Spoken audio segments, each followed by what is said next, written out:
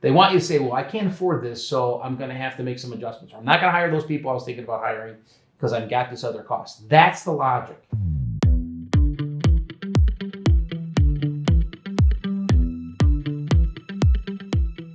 They need employment to go down, but normally that goes against what people think of as a good economy. Right. It just seems like there's some conflicting needs to fix the situation. Is that true, or am I okay?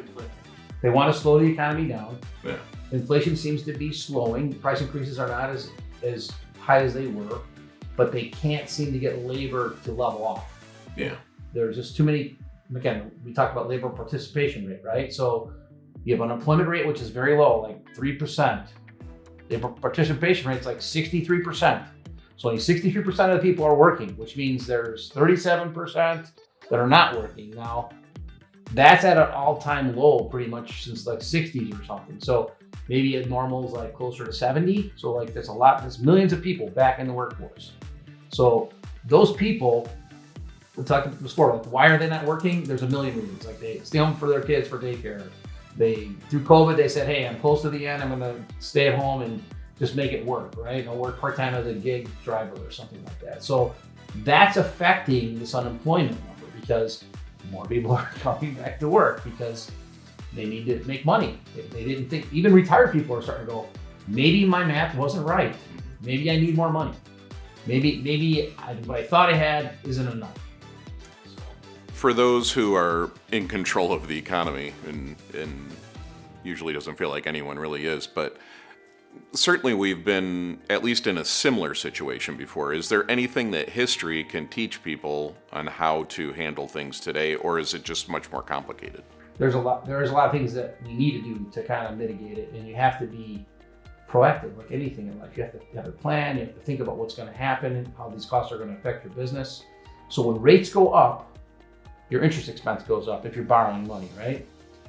And if you look at your financial statement, that gets taken out on the bottom of your financial statement, right? So it's under the other expenses, or SG&A they call it. So if that goes up by $30,000 a month because they raise rates, and you can't increase your profit margin on the top, your gross profit, it has to come out of somewhere else. And they want it to come out of labor. Yeah. They want you to say, well, I can't afford this, so I'm going to have to make some adjustments. I'm not going to hire those people I was thinking about hiring because I've got this other cost. That's the logic. And it will eventually work, but I almost feel like it's going to fall off the table. I think it's going to happen fast. Like when it goes, because I'm seeing companies that are saying, hey, maybe that's enough. Maybe I can't. So they won't just lay off 2 or 3 people. They'll shut it down. So we're not seeing it yet, but I'm telling you, I said this, it's coming. And they know that, I can tell you all kinds of stories, but they know that there's going to be stress from this. They want it to slow down. So it's a needed correction, but it's going to cause other problems. All I want people to know is that the banking, it's not a banking crisis. The banking reeling in of their credit risk is going to have an impact like you raise rates another almost 1%. Without the rate increasing. So I think that as the banks reel in the credit, we'll feel it more than the rate increases, because if a small business can't get an increase because he's busy and he needs more money, that's a mess. Yeah. He can't figure out how to do it. And so they're scrambling to figure out how to make it work. Because the bank's like, hey, you just came off a year, you didn't make money. I know you're busy now, but I need to see more history before I lend you more money to make sure it's going to stick. So that's really what I want people to know. I think it's important that if you have loans, make sure you're staying compliant on your covenants, make sure you're getting everything to the bank timely, and hopefully you're at a bank that's well capitalized that will help you continue to fund your business. I've not seen anyone pull the rug out from people, but I also see banks that are not giving you extra money when you're requesting it.